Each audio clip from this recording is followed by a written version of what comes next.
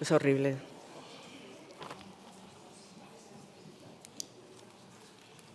Bueno, empezamos ya. Buenas tardes, muchas gracias por acompañarnos. El título de la mesa redonda será ¿Europa un actor estratégico? Así, con interrogaciones y en futuro, lleva la melancolía. ¿Qué hemos hecho en estas últimas 8 décadas, por ejemplo? La Unión Europea tiene 448 millones de habitantes, el 5,5% de la población mundial y supone, no sé si el 17 o el 15% de la economía del PIB mundial. Yo he leído 17, pero el presidente Hay dijo 15. cosas que son verdad, vale. mentira y aparte estadística. En términos de PIB, sería la tercera economía del mundo y somos democracias estables con los mejores estándares de vida. La pregunta es si seremos alguna vez un actor estratégico a nivel global. Algo estamos haciendo mal, pero ¿qué? ¿Qué tiene que hacer Europa para desempeñar un papel relevante en el mundo multipolar? Para tratar de dilucidarlo están con nosotros 3 expertos que paso a presentarles. Son Andrew Smith, escocés-asturiano, asturo-escocés, experto en relaciones internacionales, estudios de guerra, estudios rusos. Fue durante 28 años funcionario de Naciones Unidas y estuvo destacado en varios países, algunos estratégicos como Afganistán, Irak o Sudán. También se ha dedicado a la vida académica como profesor visitante en Moscú, Berlín y Washington y como analista en defensa. Es miembro del Consejo de Administración del Instituto Internacional de Estudios Estratégicos en Londres y del Geneva Center for Security Policy. Gracias, Andrew, por estar aquí. Un placer. Nos acompaña también Ildefonso Castro, ferrolano, diplomático, Coordinación de Acción Exterior del Partido Popular. Su último destino ha sido como embajador en Irlanda y ha desarrollado una extensa carrera en Madrid, tanto en presidencia del Gobierno, donde fue asesor internacional en el mandato de Mariano Rajoy, como en el Ministerio de Asuntos Exteriores, donde fue secretario de Estado. Y, por último, Florentino Portero, historiador, analista internacional. Siempre digo que Florentino tiene el mundo en su cabeza, como Aznar tenía el Estado, ¿no? Era Fraga. Era Fraga, ¿qué he dicho? Aznar. No, Fraga. Estamos en el espacio Aznar. Fraga. Era don Manuel quien tenía el Estado. Madrileño, doctor en Historia Contemporánea. Ha sido profesor en varias universidades en España, Reino Unido y Estados Unidos.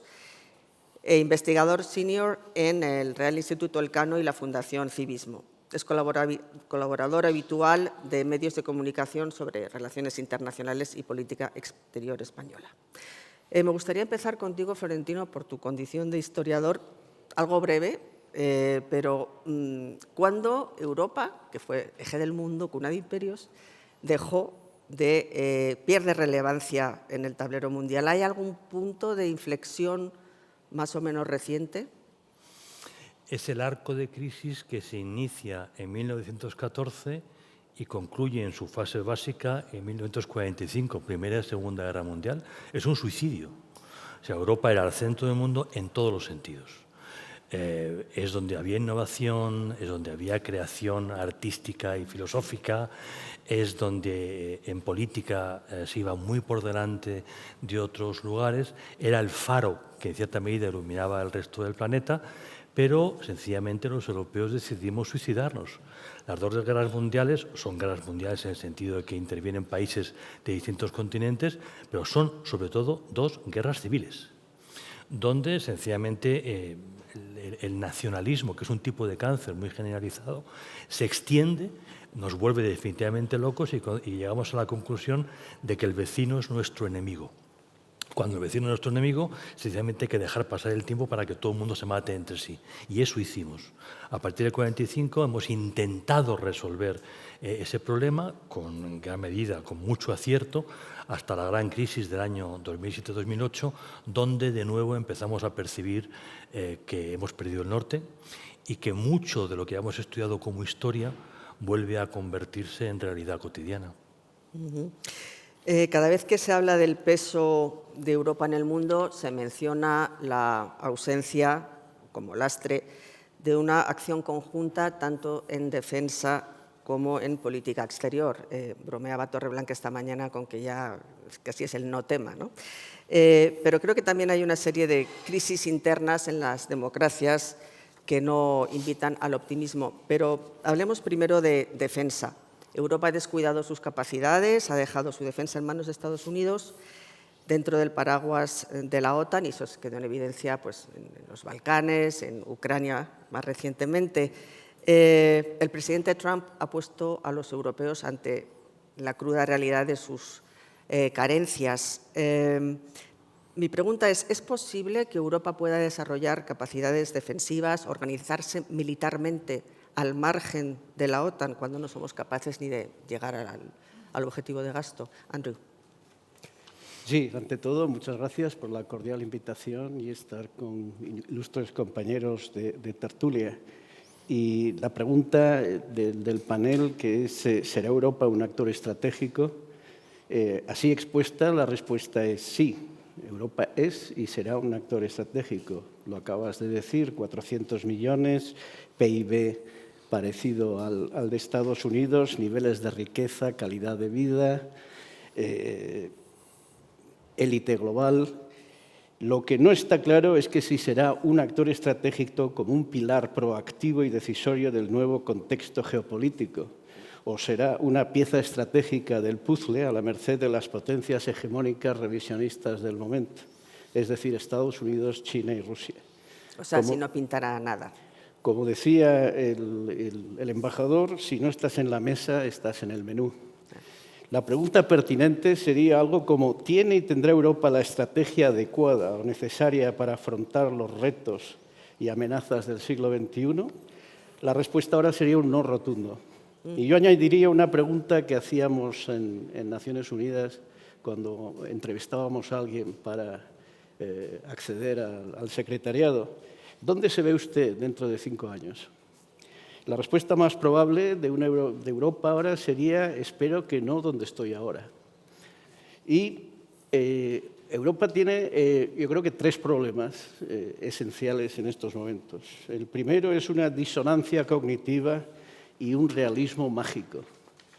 Europa se niega a afrontar la realidad y a aceptar que es el único actor con potencias medias que tiene como objetivo sostener el orden mundial antiguo del 45 que hablaba Florentino. Europa está convencido de que como en las 8 décadas esta crisis es pasajera, algo o alguien les volverá a solucionar el problema, y yo lo defino como realismo mágico.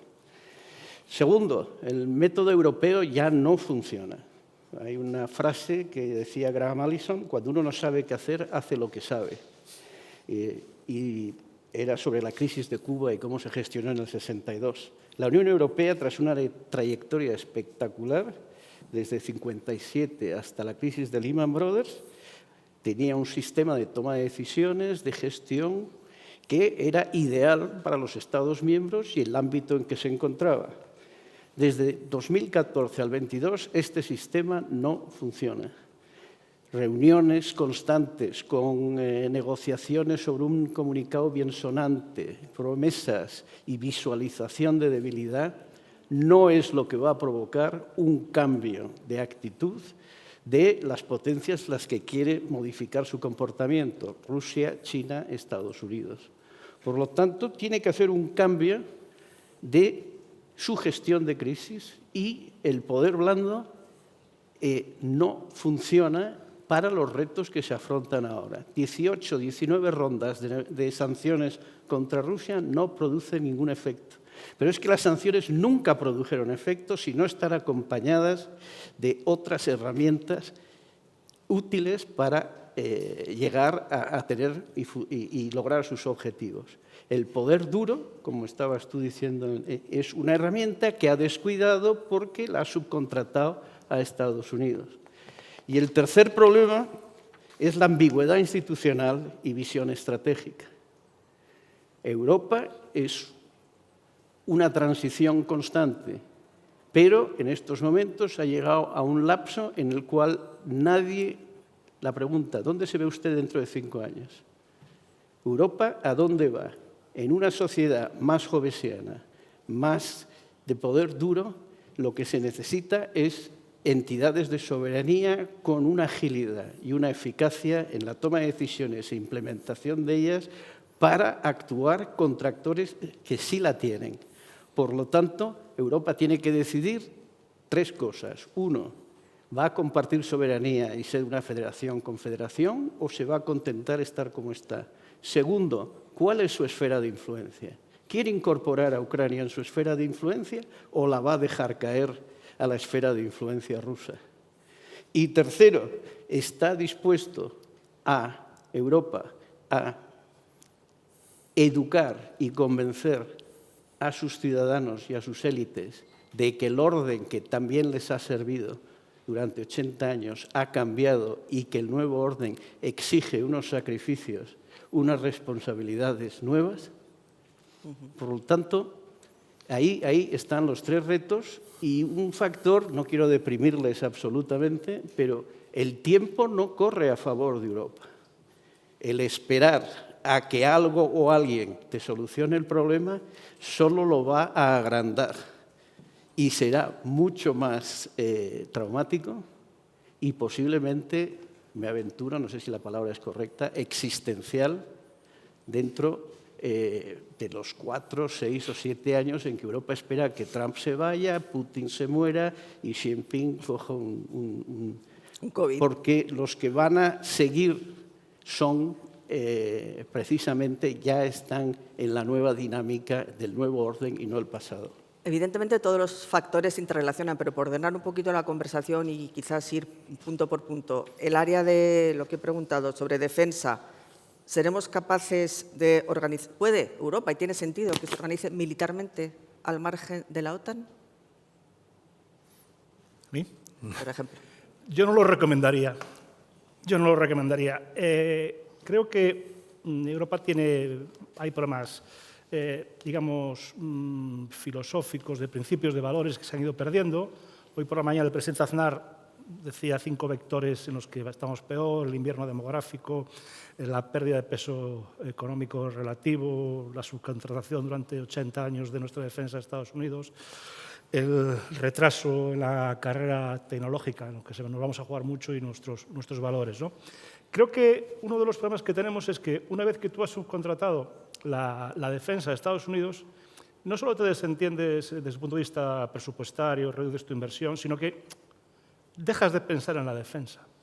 Dejas de pensar en la defensa y, por lo tanto, ¿quién está dispuesto hoy en Europa a hacer lo que hay que hacer como poder duro? Pues probablemente los que tienen a los rusos muy cerca y países como Reino Unido o Francia, ¿no? Otros países es más complicado.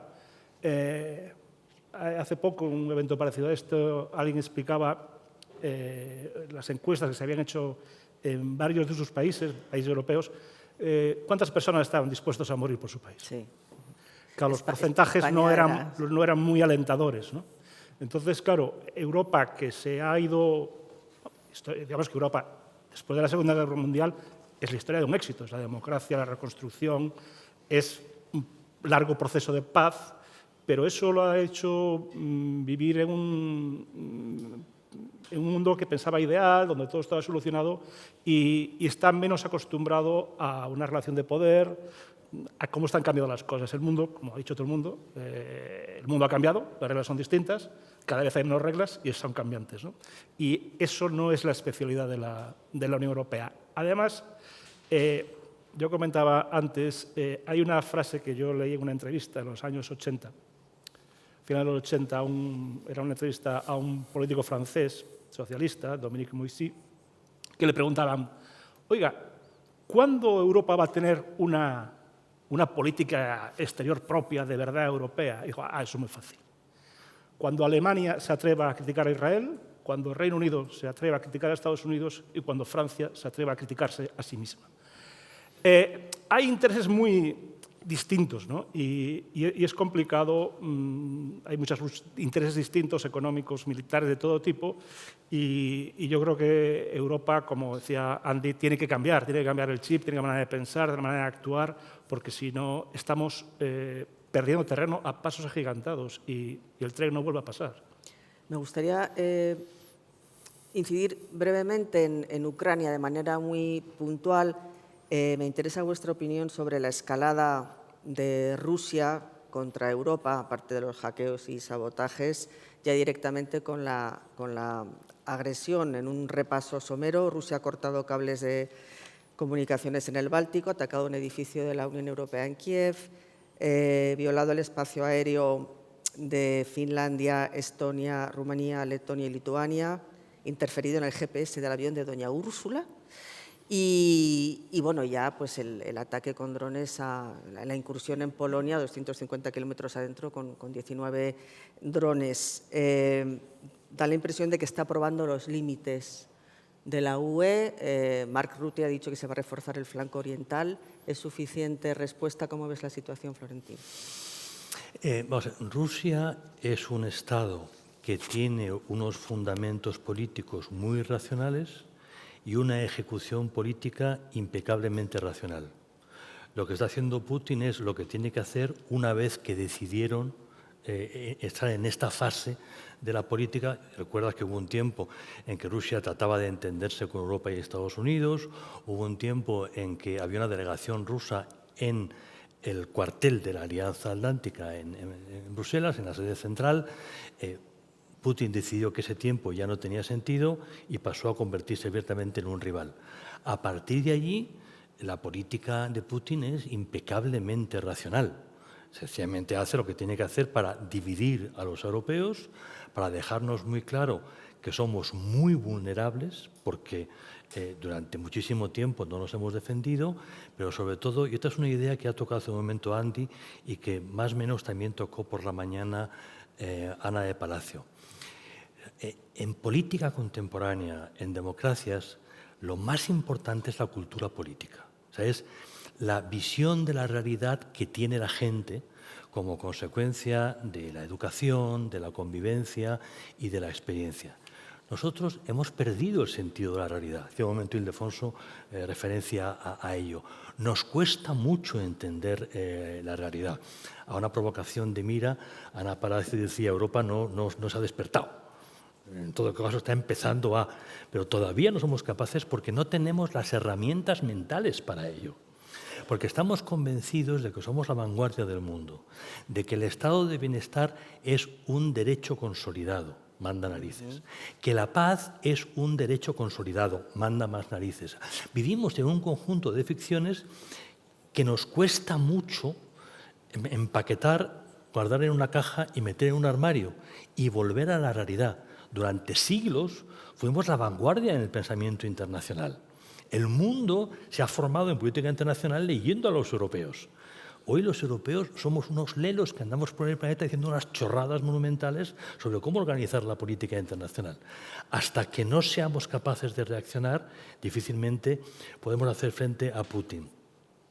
No recuerdo, creo que era Andy, no recuerdo quién ha sido hoy, si por la mañana o por la tarde, quien recordaba que Putin fundamentalmente es un hombre del KGB. Nico. Fue Nico, fue en el almuerzo, sí. Esto es muy importante. Putin tiene una visión del mundo. La escuela histórica del KGB, ahora FSB, es un centro de alto rendimiento europeo. O sea, son centros de excelencia, igual que es el Instituto de Política Internacional, donde se forman los diplomáticos rusos. Son centros muy importantes. Entras muy jovencito y te ahorman la cabeza. Y Putin tiene muy claro que la debilidad nuestra no es la tecnología, las armas o los regimientos, es la cultura, es la mentalidad.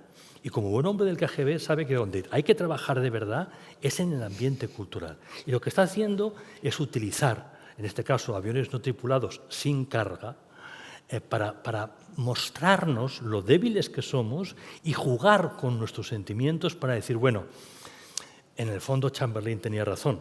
Si conseguimos resolver los problemas siguiendo la mitad de Ucrania, si al fin y al cabo Polonia siempre ha sido algo a repartir entre Alemania y Rusia. ¿por qué no otra vez? Finlandia fue toda ella rusa, con los zares. Bien. Piensa en estos momentos, por sondeos, cuántos europeos están en este juego. O sea, la Liga Italiana está en este juego. Será otra de las preguntas. Le Pen está en este juego.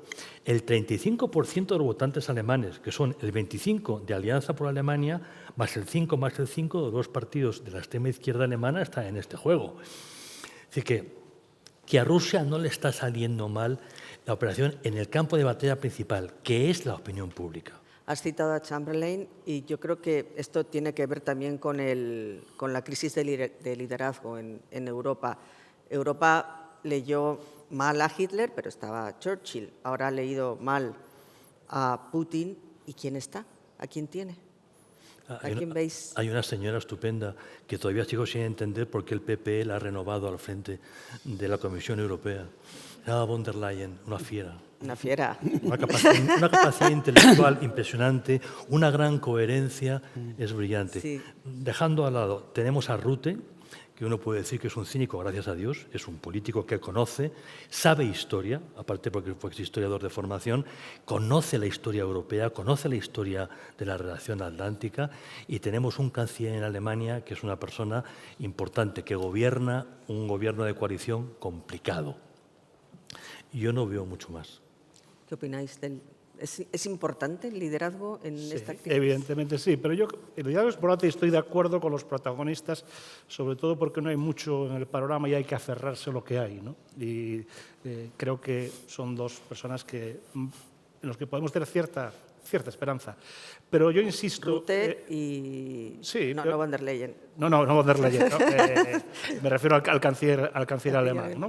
Pero insisto en el tema de la opinión pública. Nosotros hemos sufrido guerra híbrida de Rusia, sin ir más lejos, en el 2017 con el tema catalán, y lo subimos todos los días, ¿no? Entonces, bueno, esa es una debilidad importante que tenemos, ¿no? Los incidentes más llamativos, el de los drones en Polonia, o sea, están probando dos cosas. Una, nuestra capacidad de respuesta militar, que parece, según los expertos, ha sido un poco lenta y desde luego muy cara, y eso hay que mejorarlo. Pero desde luego lo que está probando, yo creo, es nuestra firmeza política. Y yo creo que el mensaje no es suficientemente claro. ¿Quieres añadir algo a este respecto? No, el liderazgo político es esencial, puesto que sin liderazgo la gente no sigue a nadie.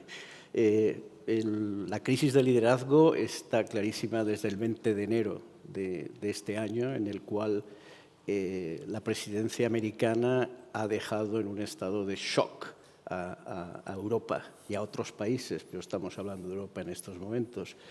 Y yo voy a poner una lanza por la señora von der Leyen, porque ella tuvo que encabezar una negociación muy complicada, que era principalmente sobre aranceles, y los norteamericanos cambiaron el juego e integraron el concepto de seguridad. Entonces, las instrucciones que tenían los europeos era gana tiempo antes de que los americanos abandonen y subcontraten la seguridad europea a los europeos y se vayan hacia China. Y firma lo que sea, un poco como el libro de Florentino Portero, cuando Franco negoció las bases con los americanos en el 53, que dijeron, firma lo que quieran los americanos porque lo necesitamos aquí. Entonces, ante esta situación, Europa ha ganado un poco de tiempo. Entonces, volvemos un poco a lo que se llama solucionar los problemas o ver cómo se puede salir de este atolladero, como se dice. Hay dos vías de actuación de Europa que pueden ser útiles. Primero, agilizar, simplificar su modelo de procedimientos y gestión de crisis y toma de decisiones. Iniciar un proceso de reforma de las instituciones, una transferencia de poder de los Estados a una comité, sabios, lo que sea, que hable por Europa con autoridad. Es complicado, pero medidas extremas exigen situaciones extremas exigen medidas extremas. Y luego aprender de una vez, como decían mis compañeros de mesa, de los conflictos de Ucrania y Oriente Medio y basar la seguridad europea en 3 pilares para asegurarse las capacidades y la credibilidad de una disuasión ante los enemigos. 3 medidas que pueden cubrir ese periodo de tiempo mientras la reforma de toda la situación nos pone al día. Una, reforzar la disuasión de la propia Ucrania con medidas políticas, económicas y militares. Invertir en la industria militar ucraniana, que es la primera línea de defensa. Segundo, empezar una incorporación de Ucrania a la esfera de influencia europea. Y tercera, preparar una propuesta seria de europeos luchando con, no detrás de los ucranianos, sino como conjuntamente, porque eso es lo que disuade a los rusos, la fuerza. Segundo, establecer un mando único europeo dentro de la OTAN, paralelamente, que se puede hacer. El británico, que es Deputy Force Commander, tiene todas las estructuras y se pueden adaptar a una en la que los americanos sean observadores y los europeos no solamente rellenen, sino gestionen y formen un C3I para las debilidades europeas. ¿Qué son? ¿Qué 3 debilidades europeas tienen que los americanos nos aportan y que nosotros todavía estamos en pañales? Defensa aérea, inteligencia y transporte logístico aéreo. Si mantenemos a los americanos interesados en esas 3 cosas mientras nosotros las tratamos de reemplazar, ese sí que sería un buen comienzo si Europa quisiera ser un actor estratégico y poder solucionar el problema antes de que sea posiblemente demasiado tarde. Porque yo no tengo ninguna duda de que al final el espacio de atención del señor Trump es 24 horas o un ciclo de noticias y en algún momento va a decir, mira, ya no estoy interesado en esto, voy a solucionar Taiwán, voy a solucionar Ruanda o Oriente Medio y va a abandonar Ucrania, porque para él Ucrania es como un edificio inmobiliario de Manhattan, no es un estado político, ni una idea, ni una visión ideológica. Sí, bueno, da la sensación de que poco vamos a poder hacer si Trump se desentiende después de su apaciguamiento fallido, por lo menos hasta ahora. Él ha dicho que va a aumentar las sanciones a Rusia si los países de la OTAN dejan a su vez de comprar petróleo a Rusia. Algo complicado si tenemos en cuenta pues, a Turquía, que es el tercer comprador, ¿no? de petróleo ruso, a Hungría y a Eslovaquia, pero realmente es incongruente plantearse acciones de apoyo a Ucrania cuando seguimos comprándole gas a Rusia, ¿no? No soy precisamente un especialista en estos temas, pero cuando hablas con ellos, sobre todo cuando hablas de petróleo, lo que te dicen es que los mercados son los que son. Y entonces, si no lo compras ahí, lo tienes mucho más complicado. Pero desde luego es absolutamente incoherente. O sea, Rusia se fundamenta su economía en ingresos derivados de materias primas y si tú le estás comprando una materia prima, estás facilitando la financiación de la guerra. ¿Qué duda cabe? Ahora, hay que ver también qué opciones tenemos como alternativa, que es la razón por la cual en el marco europeo se ha decidido durante un tiempo seguir comprando hidrocarburos.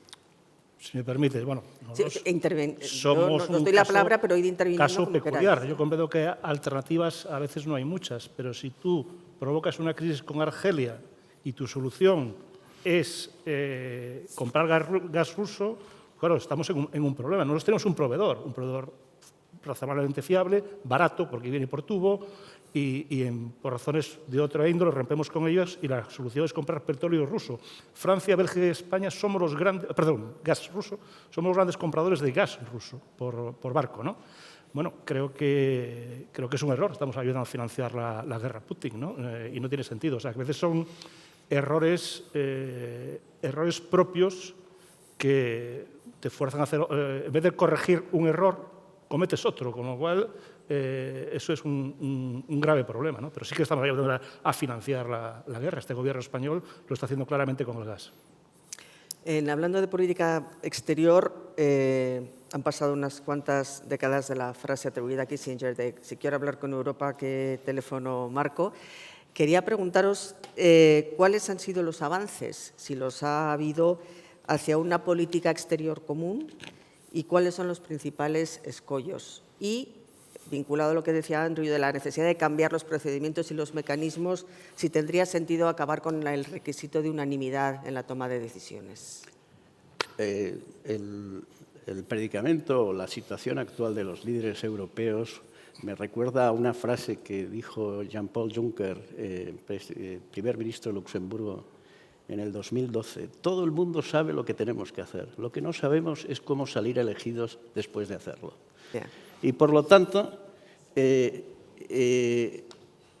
problema del gas, el problema del suministro de energía, hay soluciones. Se le puede decir a Hungría y Eslovaquia: nosotros cubrimos tu necesidad de gas y la pagamos nosotros, lo cual supone decirle al electorado europeo que va a asumir una carga de impuestos o de gastos que los políticos europeos no están dispuestos a convencer a sus electorados de que es necesario para tener una unanimidad frente a un adversario común.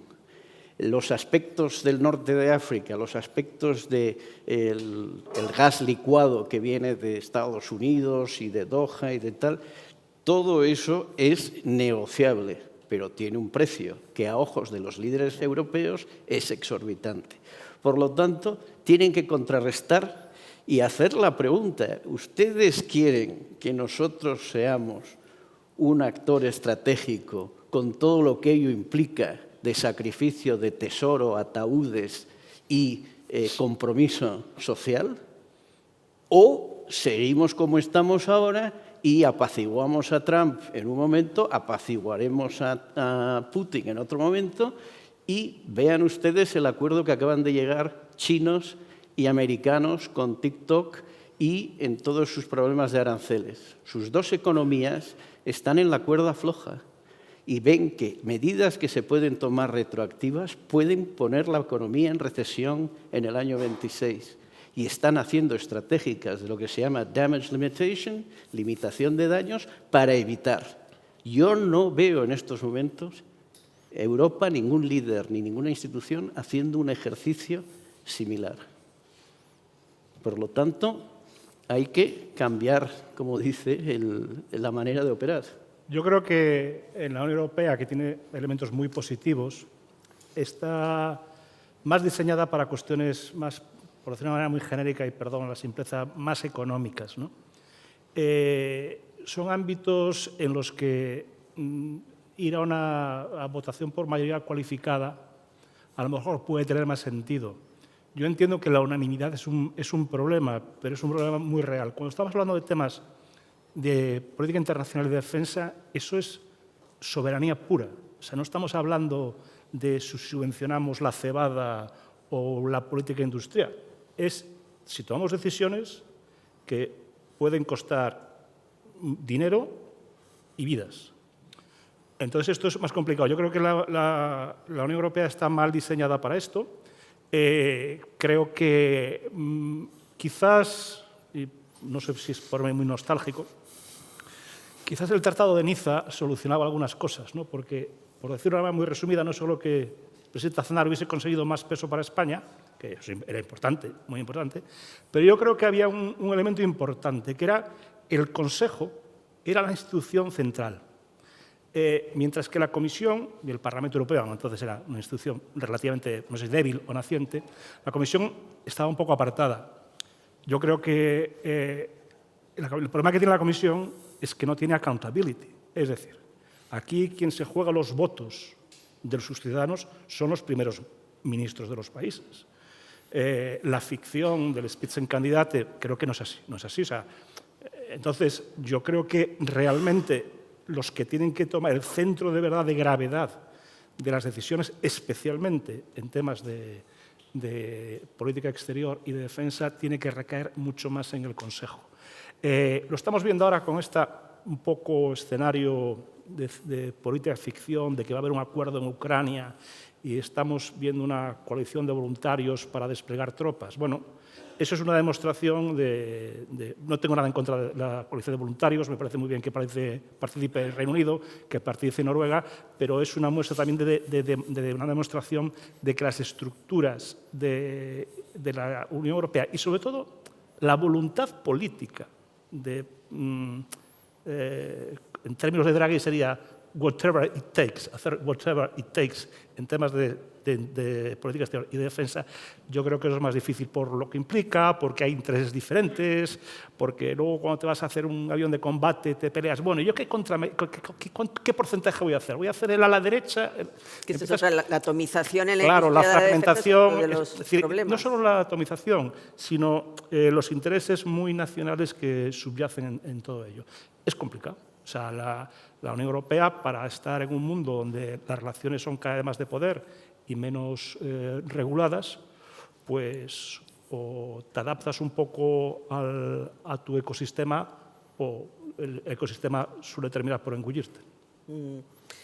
El otro factor, otro lastre, podría ser la propia debilidad interna. Esta mañana el presidente Aznar hablaba de los 5 vectores en los cuales, bueno, pues Europa no está llegando a los estándares y, como decía, está haciendo casi méritos para la irrelevancia, pero es verdad que las democracias europeas enfrentan una crisis migratoria, una crisis demográfica, un estado de bienestar insostenible, con una población realmente inconsciente sobre el asunto, lo estamos viendo en Francia, y un malestar social que se está traduciendo en la subida de opciones radicales a derecha y a izquierda. ¿Está en peligro el modelo de democracia liberal?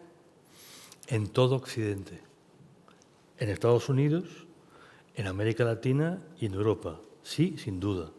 Estados Unidos y España son hoy 2 estados donde el Estado de Derecho está seriamente en cuestión. Pero podemos seguir avanzando en otros estados, sí, sin duda. O sea, ese modelo de Estado surge después de la Segunda Guerra Mundial, se desarrolla en unas determinadas circunstancias que ya no están presentes. Hoy estamos en otras circunstancias. Surge otra mentalidad política y los jóvenes hoy sencillamente no confían en que este modelo de Estado les vaya a resolver los problemas. Yo hasta hace poco tiempo, hasta hace 3 años, era profesor. Toda mi vida, desde el año 74, he estado en un campus. Encontrar a un alumno que pensara que el PP o el PSOE, el de antes, les fuera a resolver su vida, es decir, que ese modelo tuviera algo que ver con su vida, había que buscar con una lupa de mucho aumento. Es decir, los jóvenes con buen criterio dan por sentado que eso tiene que reventar para dar paso a otra cosa, porque este es un mundo que ya es anacrónico para ellos, porque no está resolviendo sus problemas. Y por ahí, evidentemente, el populismo tiene muchísimo margen de maniobra. Esto, hablábamos antes del ascenso de la extrema derecha. En 2027 es probable que Francia esté gobernada por Reagrupación Nacional, un partido, ahora ya está matizando, pero que ha sido prorruso. Lo vemos en el FP austriaco, Alternativa por Alemania, la Liga de Salvini, aquí Vox, con ciertos matices, y luego, por supuesto, los gobiernos de Hungría y Eslovaquia. Por no hablar también de la influencia rusa en las fuerzas de extrema izquierda, que ha sido lo habitual. La Comisión y la Eurocámara parecen conscientes, efectivamente, de las injerencias de Rusia, pero una vez en que esto se traduzca en votos, ya no se va a poder hacer nada. Es decir, yo creo que las perspectivas las veo muy, muy negras para la propia unidad, para que no se abran unas brechas profundas en la Unión Europea. No sé cómo veis. Sí, yo estoy de acuerdo un poco con lo que decía Florentino, ¿no? Sí está en crisis.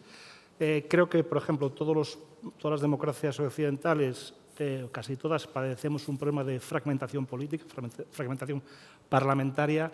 La gobernabilidad, en general, es más difícil de lo que lo era antes. Se forman algunos monstruos, como el que gobierna este país, que tiene nombre, y es complicado, ¿no? Tiene difícil solución, ¿no? Es un momento de grandes cambios.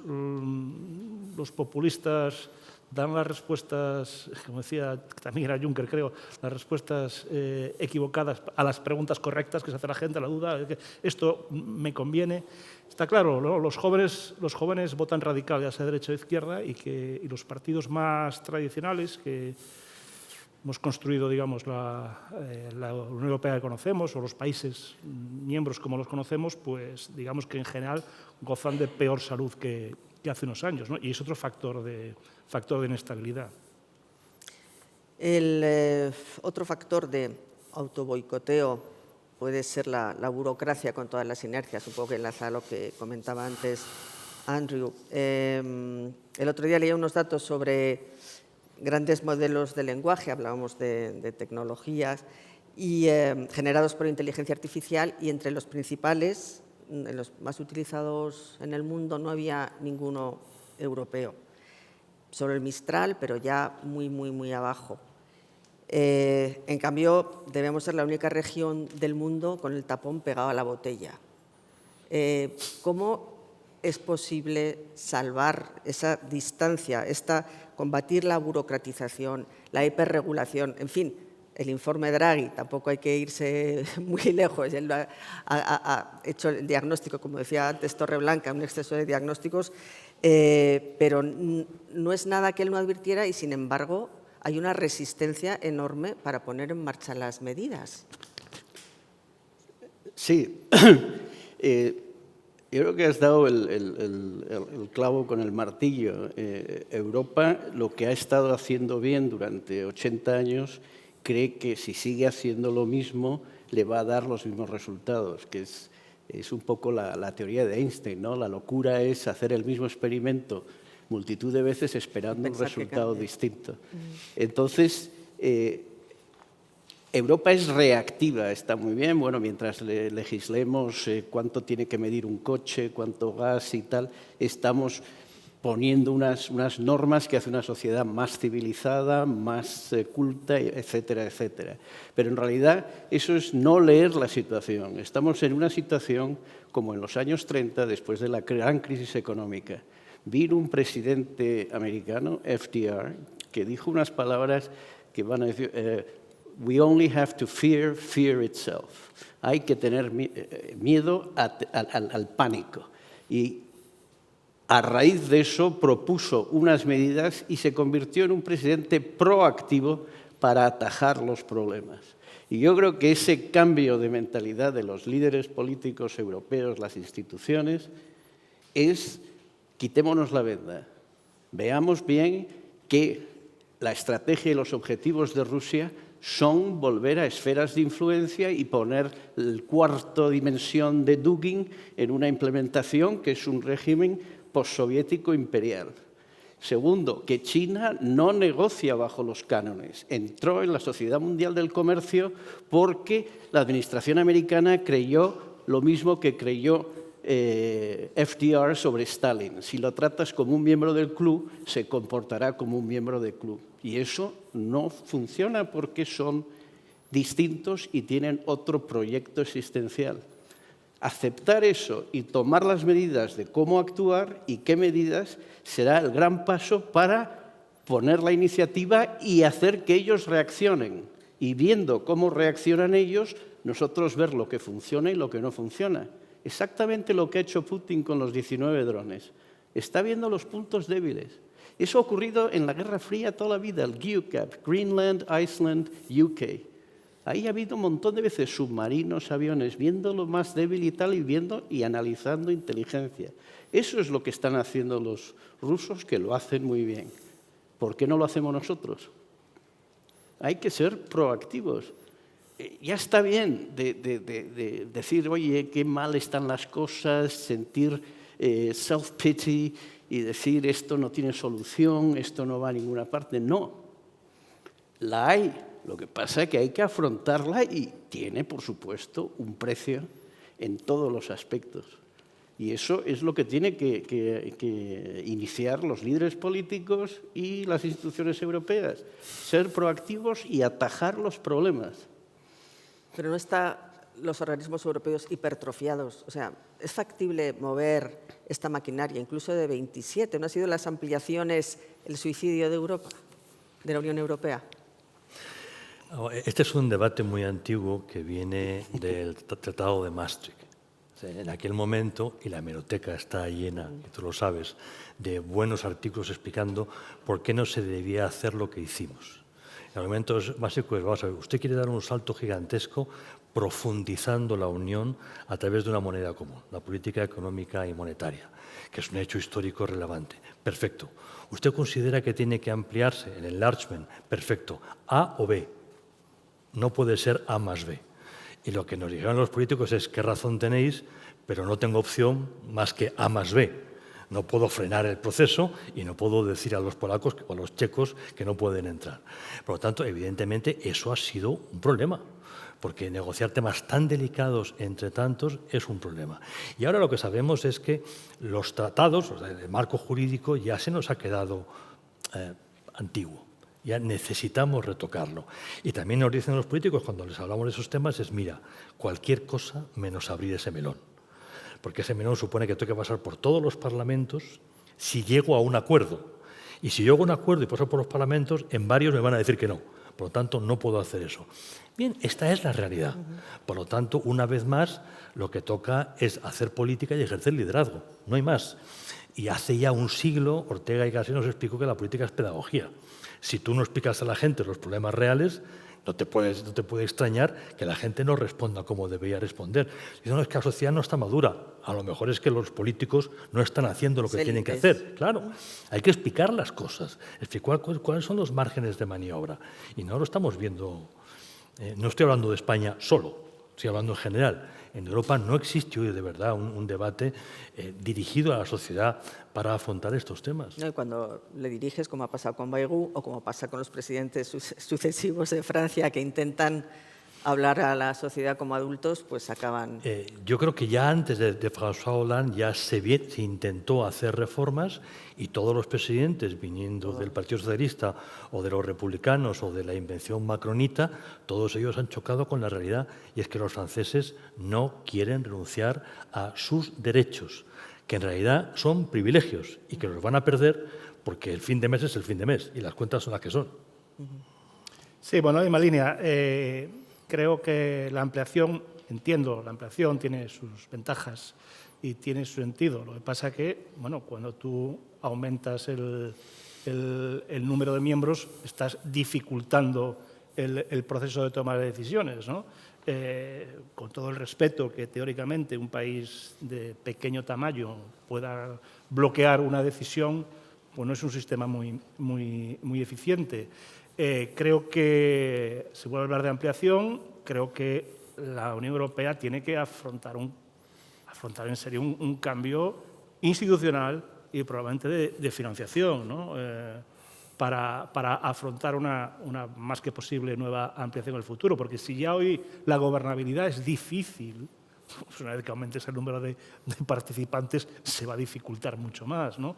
Entonces, yo creo que habría que hacer, teóricamente, es un ejercicio teórico, es muy fácil decirlo, muy difícil hacerlo, porque nadie quiere perder sus privilegios, o nadie quiere perder su comisario, o nadie quiere perder, porque al final es influencia y luchar por un presupuesto, ¿no? Creo que la Unión Europea, no sé si lo puede hacer, tiene que elevar un poco su mentalidad, tiene que pensar menos o no solo pensar en una lucha presupuestaria y qué sectores vamos a ayudar, sino que tiene que soñar un poco, que tiene que pensar filosóficamente que si quiere pesar más, tiene que querer pesar más. Y yo creo que aún, como han dicho todos, Europa aún no acaba de verlo, ve que está descolocada, pero no acaba de tomar una decisión importante. Creo que, en el fondo, el tema de la inversión en defensa es una llamada de atención que, como todo el mundo sabe, no es una cosa de Trump, es una cosa de los americanos, de Obama, y creo que es unas cosas que tendrían que hacerse, ¿no? La famosa frase que Europa se hará por la moneda o no se hará, bueno, pues en su momento se empezó a hacer por la moneda, que creo que es un gran éxito, igual como Schengen, son cooperaciones, digamos, reforzadas, limitadas, no todos los Estados miembros, pero son dos cosas que son positivas para la opinión pública, que los ciudadanos lo perciben positivamente. Creo que a lo mejor ahora, ante el nuevo reto geoestratégico, el grado de maduración de la Unión Europea tendría que ser lo que no fue la Comunidad Europea de Defensa, el problema francés, por decirlo de alguna manera, y ahora en un nuevo escenario, pues evidentemente el reto es mayor porque es acuciante. No tenemos tiempo o apuramos el paso sobre todo, pero creo que es un problema de mentalidad, ¿no? Se dice en inglés, if there is a will, there is a way. Si hay el deseo, se encuentran las maneras. Yo creo que el problema de la Unión Europea es la falta de voluntad política, en general. Y sí me gustaría añadir la falta de voluntad política, y no quiero echar un jarro de agua fría, pero lo estamos viendo en el proceso de formación de los próximos presupuestos de la Unión Europea. No han intentado ni siquiera cambiar el formato de unos presupuestos a 7 años. Nos ponemos en el 2034 sin dar flexibilidad en el periodo intermedio. Segundo, la poca ambición. El presupuesto se ha aumentado 600.000 millones, lo cual quiere decir que es solamente el 1% del PIB que va a incluir subvencionar la industria de investigación y desarrollo para defensa, y ante la tesitura puesta a los franceses de que se van a hacer los fondos agrícolas con la política social y regional, ya hay un veto francés de antemano que bloquea todo el proceso, que denota una falta de ambición y falta de no aprovechar una oportunidad. Era como la frase famosa que dijeron de Yasser Arafat, ¿no? Nunca pierde una oportunidad de perder una oportunidad. Pues estamos un poco en esa dinámica. Ahí había un momento en que se daba una señal a todos los miembros e instituciones y al mundo en general.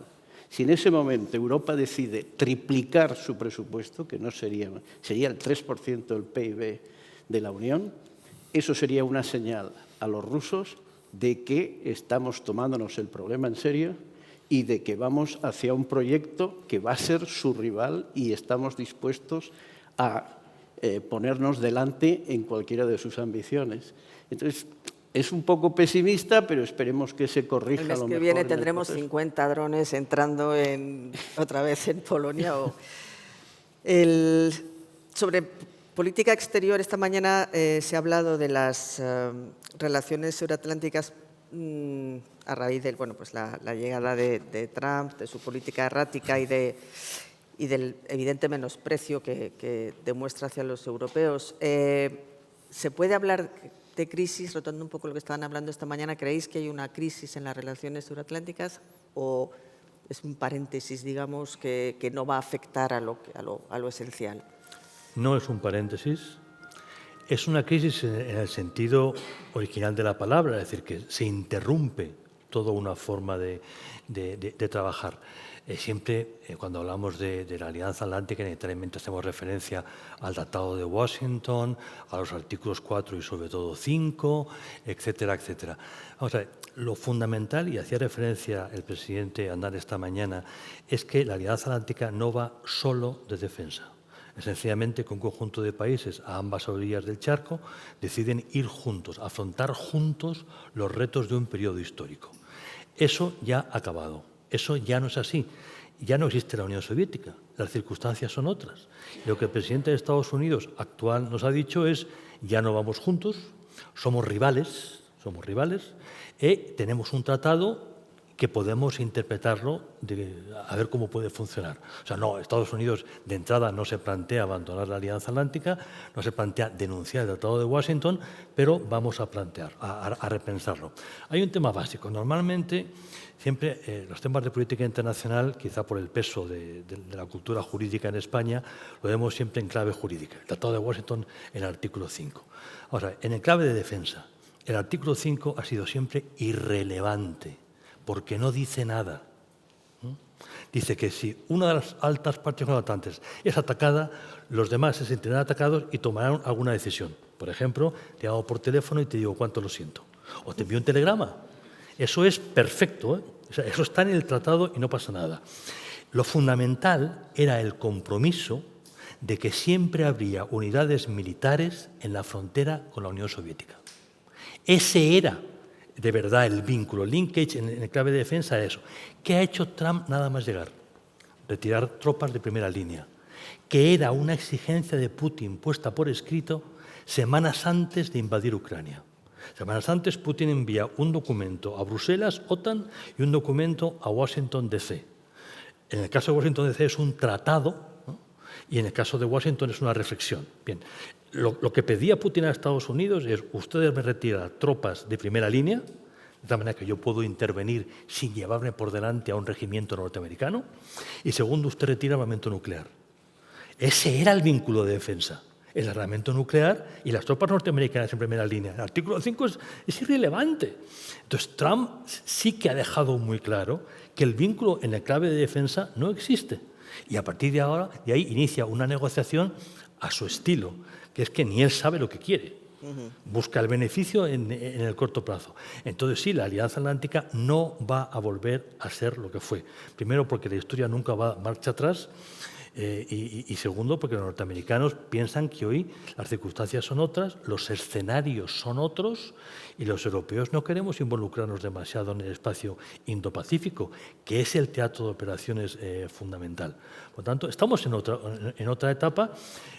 Lo peor siempre de Trump son las maneras.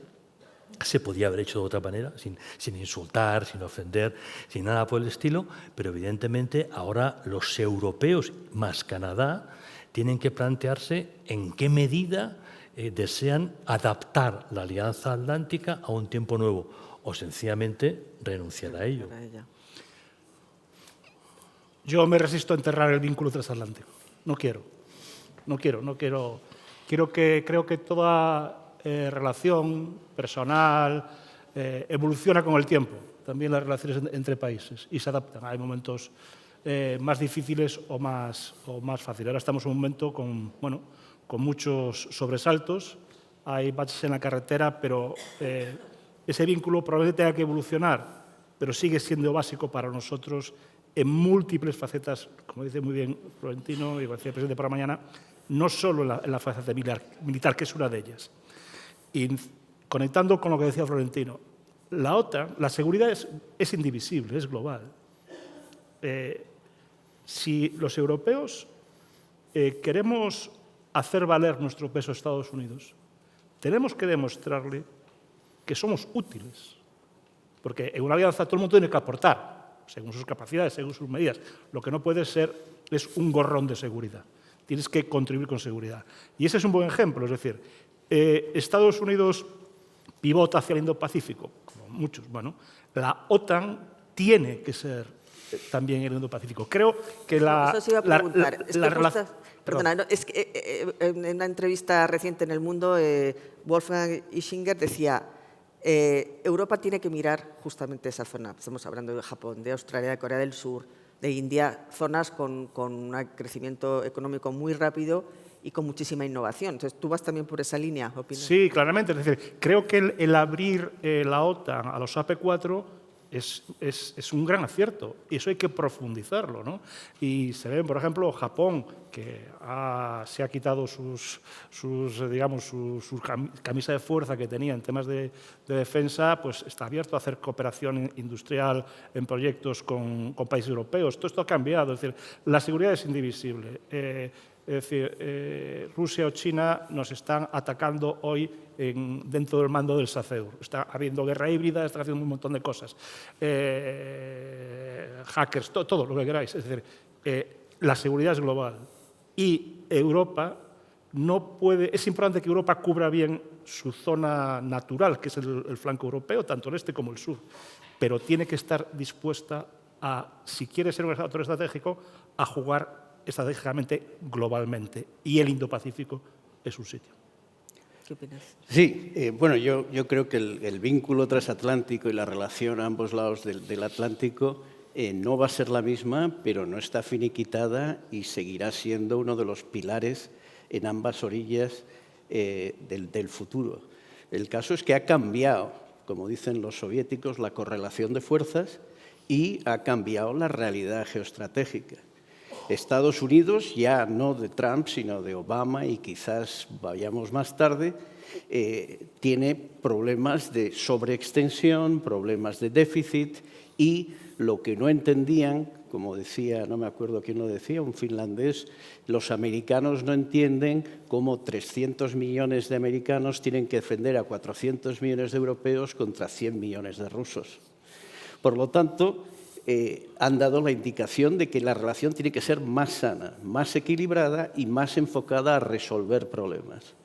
Hay dos guiños que son muy positivos, recientes, sobre el entendimiento y de que la relación no se va a romper.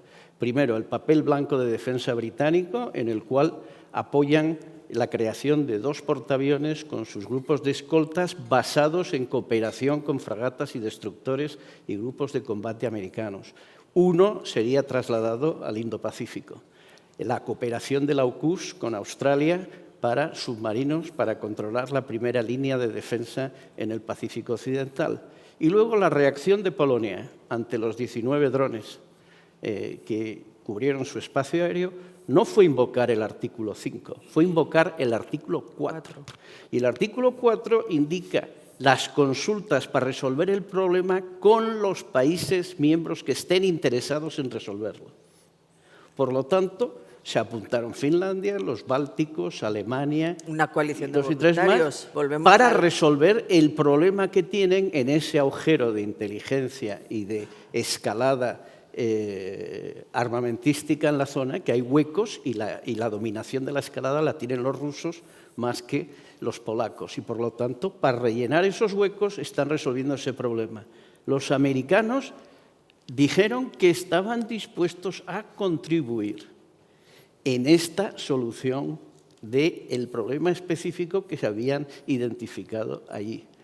Por lo tanto, lo mismo que hacen en Ucrania, inteligencia, defensa aérea y transporte logístico, es donde hay que pisar a los americanos para decirles, oye, estamos resolviendo un problema nuestro, tuyo también, nuestro. Y por lo tanto, lo que decían mis 2 compañeros, vamos a ser útiles y vamos a tener una relación más sana porque ya no somos... América no es el tío Gilito que era antes. América tiene sus problemas y tiene que hacer los problemas. America First, y el movimiento MAGA estaba indicado para resolver problemas internos americanos. Sus bases están culpando a Trump de que está perdiendo el tiempo todo el día tratando de resolver guerras fuera sin resolver los problemas de su país, para lo que fue elegido. Por lo tanto, yo veo que va a haber una relación, pero no va a ser la misma y posiblemente sea más constructiva y más enfocada a resolver problemas que a una dependencia totalmente inoperable. Si me permites añadir, porque estamos entrando en el núcleo de verdad del problema. Solamente se activa una vez el artículo 5, que es el atentado terrorista y es la cuestión de Afganistán. De pronto, la OTAN se encuentra en el Indo-Kush. La OTAN no se creó para el Indo-Kush, se creó para otra cosa, que era para contener a la Unión Soviética. Y eso dio paso a un debate que normalmente utilizamos en el ámbito académico bajo la expresión de Global NATO. La OTAN o es global o ya no tiene ningún sentido. Este debate está en los informes que ha elaborado FAES y que el presidente Aznar ha defendido en Bruselas y en Estados Unidos desde hace ya muchos años. Y la respuesta norteamericana siempre era, vaya, los españoles son capaces de pensar en términos estratégicos, no sabíamos. Y en Bruselas la respuesta es, uff, qué lío. El uff, qué lío de Bruselas se convierte en escándalo si lo llevas a una escuela militar, a un centro de pensamiento militar. ¿Por qué? ¿Qué? Porque, no sé. No digo que ¿por qué? Muy sencillo. Lo que te va a decir un militar es, oiga, yo no tengo capacidad para defender mi país y usted quiere que yo proyecte fuerza en Filipinas. Pero si no puedo defender Ceuta, ¿cómo voy a defender Filipinas? Y todos tienen razón. Uf, qué lío, alguien empieza a tener estratégicos, no tengo capacidades. Este es el tema de fondo. Es decir, en el mundo en el que estamos, si queremos ir juntos, teniendo en cuenta que los problemas son globales sí o sí, habrá que aceptar el principio de la globalidad en términos de seguridad.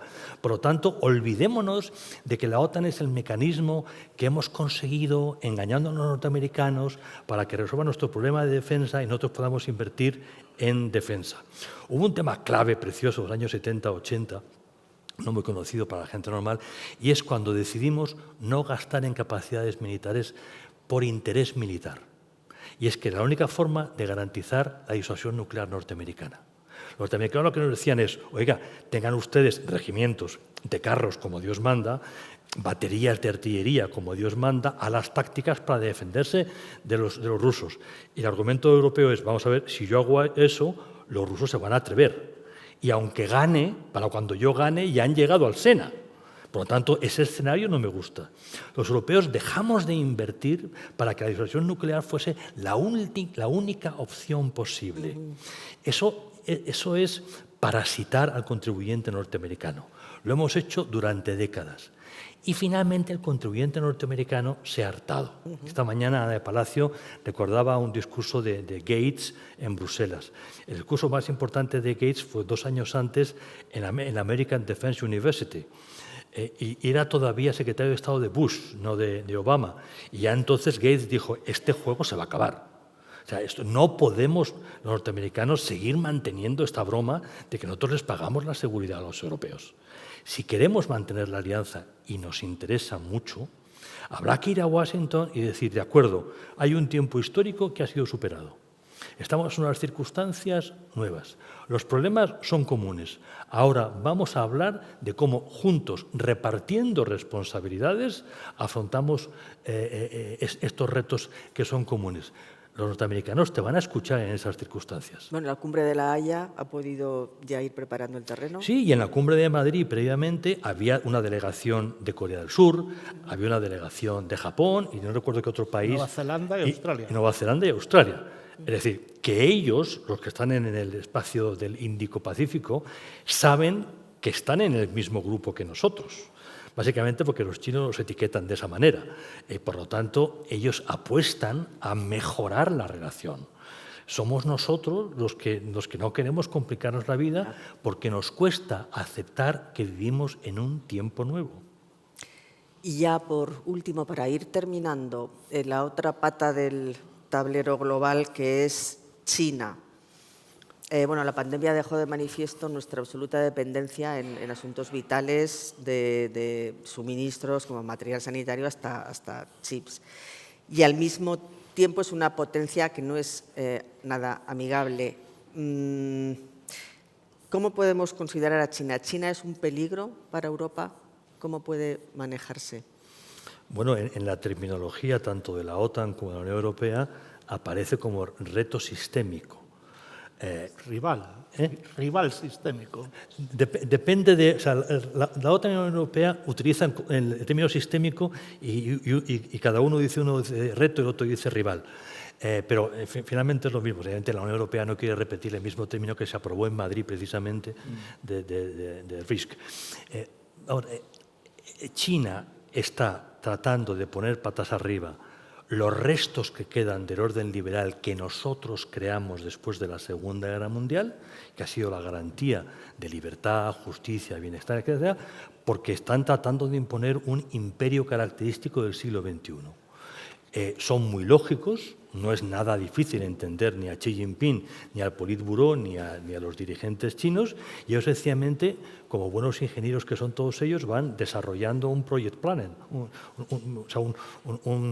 un proyecto de gestión, ¿no? Management planning, no me acuerdo la expresión ahora que utilizan los ingenieros. Van poco a poco desarrollándolo. Evidentemente, sus intereses son contradictorios con los nuestros. Esencialmente comerciales, quiero decir, y así como siempre a Rusia se le achaca una función más imperial política. El Grupo de Puebla no es un tema comercial. No. Y China está utilizando para penetrar el concepto sur global no es solo comercial. O sea, tiene una dimensión. Para ellos, acabar con el orden liberal es acabar también con la democracia liberal, porque les interesa. Sí. China tiene un proyecto recuerda cuando en el segundo centenario de la Revolución Francesa le preguntaron al líder chino Deng Xiaoping qué opinaba sobre el impacto histórico de la Revolución Francesa y dijo, es muy pronto para dar una opinión. Ellos planean a largo plazo y la fecha que tienen en mente es el 2049, que es el centenario de la Revolución China y de su siglo de humillación. Y tiene una estrategia, siempre hay tres razones, como decía mi profesor, pero una es una estrategia comercial de crear un espacio económico fuera del dominio del dólar y ¿cómo se llama? El sistema financiero occidental y crear el suyo propio. Al mismo tiempo, acaparar los recursos para tener un sostenimiento económico que tiene que estar por encima del 4% si no empieza a crear, como está sucediendo ahora, malestar y posibles problemas políticos para el Partido Comunista Chino. Para eso ha acaparado minerales raros, recursos en África, América Latina, también en Oriente Medio, y está tratando de conseguir atraer suficiente el sur global, más Rusia y algunos otros países, para crear ese mundo independiente y que no dependa de unas decisiones que se toman en Washington con respecto a las transacciones comerciales globales. Y la tercera es militar, que es la recuperación de los territorios del Reino Medio. En los años 50 fue Tíbet y Xinjiang. En los años 70 y 80 fue Hong Kong, 90 Macao, ahora queda Taiwán, Formosa, en la cual es el objetivo de incorporarla, no necesariamente invadiéndola, lo mismo que Putin con Ucrania, sino que sea un Estado en su esfera de influencia y la reunificación del mundo chino. También incluye Singapur y minorías chinas en otros países del sureste asiático. Y luego echar de la primera línea de defensa del Pacífico Occidental a su rival americano y echarlo hacia la segunda línea, que es Hawái, Islas Aleutianas, Nueva Zelanda abajo, para así tener lo que se llama strategic depth, o sea, profundidad estratégica, para responder a una posible intervención de los americanos en su esfera de poder. El desfile que vimos el otro día, en el 80 aniversario, es una apuesta clara hacia esa estrategia, que los franceses en el siglo XIX le llamaban guerre de cause. No quiero superioridad estratégica global, no quiero una competición global, quiero que en los escenarios que yo elija tenga la superioridad para disuadir, al contrario, de que entre dentro, que era la disuasión de la Marina francesa, porque la Marina británica era superior en todos los escenarios y, por lo tanto, les funcionaba. Entonces, este plan de trabajo de China es incompatible o no con los intereses europeos. En mi opinión, no lo es, pero Europa y ciertos líderes europeos creen que pueden manipular a China, Rusia, etcétera, para beneficio propio. Y yo creo que cuando, como dicen los rusos, cuando te metes en el bosque con un oso, no sueles salir tú el mejor parado de los dos.